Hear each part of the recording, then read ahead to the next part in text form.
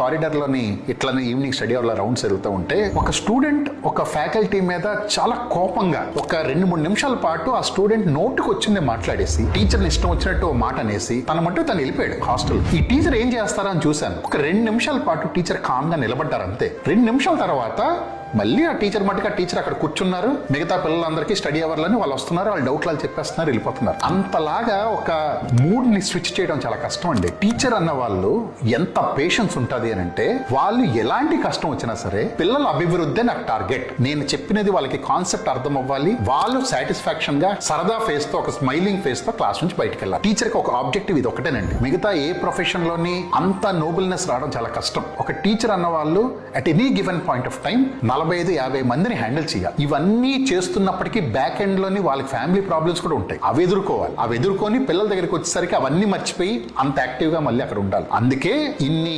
దేవోభవాల్లో పాటు ఆచార్య దేవోభవాన్ని స్టార్ట్ చేశారు. టీచర్లు అన్న వాళ్ళు ఖచ్చితంగా రెస్పెక్ట్ అనేది ఖచ్చితంగా పొందడానికి సర్వ హక్కులు అనుకుంటాయి. అది ఇవ్వడం అనేది మనం ఇచ్చినా ఇవ్వకపోయినా టీచర్ నుంచి ఎటువంటి నెగిటివ్ అయితే రాదు. టీచర్స్ ని మనం గనక ఫాలో అయ్యి మన టీచర్స్ ని మనం బాగా చూసుకోగలిగితే లైఫ్ కి ఫుల్ గ్యారెంటీ.